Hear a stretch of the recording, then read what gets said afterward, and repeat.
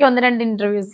ഇടയ്ക്ക് ഒരു ഗോസിപ്പാണോ എന്താന്നറിയില്ല, ചെറുതായിട്ടൊന്ന് കേട്ടതാ, വീണ്ടും ഒരു കല്യാണത്തിലേക്ക് എത്തുന്നു അല്ലെങ്കിൽ അങ്ങനെ നോക്കുന്നു എന്നുള്ള കാര്യം ആണോ? ഇപ്പം എന്നെ സംബന്ധിച്ച് ഒരുപാട് ആലോചനകൾ വന്നിട്ടുണ്ടായിരുന്നു, പ്രപ്പോസൽസ്. അപ്പം അതില് ഒരെണ്ണം ഇപ്പൊ എന്തായാലും ഇങ്ങനെ നിപ്പുണ്ട്. അപ്പൊ ഞാൻ അദ്ദേഹത്തോട് പറഞ്ഞത് എൻ്റെ മക്കളെ എന്തായാലും നോക്കണം, അങ്ങനെയുള്ളവരെ മാത്രമേ ഞാൻ അംഗീകരിക്കത്തുള്ളൂ കല്യാണം ചെയ്ത്. പിന്നെ ഇപ്പം കല്യാണം കഴിക്കാമെന്ന് ഞാൻ ആർക്കും വാക്ക് കൊടുത്തിട്ടില്ല, ആരോടും പറഞ്ഞിട്ടില്ല. അവരൊരു ഇഷ്ടം വന്ന് പറഞ്ഞു, നമുക്ക് നോക്കാം, മുന്നോട്ട് നോക്കാം. എനിക്ക് നിങ്ങളെ മനസ്സിലാക്കണം. കാരണം ഇനിയൊരു എൻ്റെ ലൈഫ് എന്ന് വെച്ചാൽ ഇനിയും തകർന്നു പോയി കഴിഞ്ഞാൽ പോയതാണ്. ഇനി ഒന്ന് തിരിച്ചു വരവ് എൻ്റെ ജന്മത്തിൽ നടക്കൂല. സോ ഞാൻ കല്യാണം കഴിക്കാന്ന് പറഞ്ഞ ഒന്നും പറഞ്ഞു. ഇപ്പൊ ഇങ്ങോട്ട് വന്നൊരു ആലോചന നമുക്കെല്ലാം, ഞാൻ ഓക്കെ ആണോന്ന് ചോദിച്ചാൽ ഓക്കെ അല്ല, എന്തെങ്കിലും സംസാരിച്ചുകൊണ്ടിരിക്കുകയാണ്.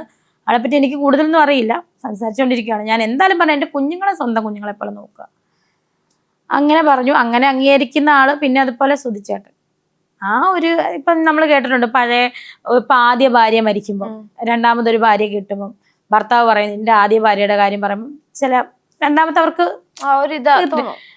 അപ്പം എനിക്ക് എപ്പോഴും സുധിച്ചേട്ടൻ എപ്പോഴും എൻ്റെ മനസ്സിലുണ്ട്. എനിക്കിപ്പോൾ അദ്ദേഹത്തെ പറ്റി ഇത് തന്നെ എഴുതിയേക്കുന്നത് കൊണ്ടാണ്. അപ്പം അതൊക്കെ അംഗീകരിക്കുന്ന ഒരാളാവണം. അല്ലാതെ സൂചിച്ചേട്ടൻ്റെ കാര്യം പറഞ്ഞാൽ ഇഷ്ടപ്പെടാത്ത ആരും, സൂചിച്ചേട്ടൻ എല്ലാവർക്കും ഇഷ്ടമാണ്.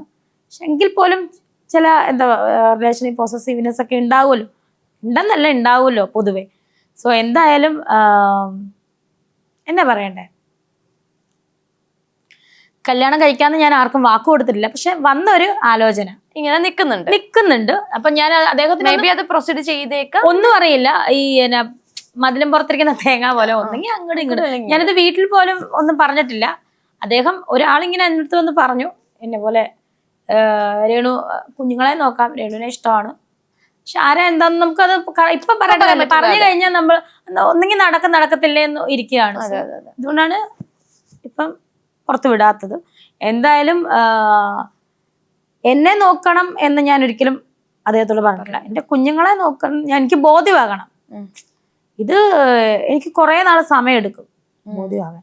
എന്ന് പറഞ്ഞാൽ ഞാനിപ്പോ കെട്ടാൻ പോവാന്നും ഞാൻ പറഞ്ഞിട്ടില്ല, ആളോടൊന്നും പറഞ്ഞിട്ടില്ല. ആളുടെ ഇഷ്ടം പറഞ്ഞു, ഞാൻ നോക്കാം ആലോചിക്കാം. അത് ഒരു സൈഡിലോട്ട് മാറ്റി വെച്ചേക്കും. അപ്പൊ അദ്ദേഹമായിട്ട് ഞാൻ സംസാരിക്കാറുണ്ട്, ഫ്രണ്ട്ഷിപ്പിൽ പോകാറുണ്ട്, അല്ലാതെ മറ്റൊരു രീതിയിലും ഇല്ല.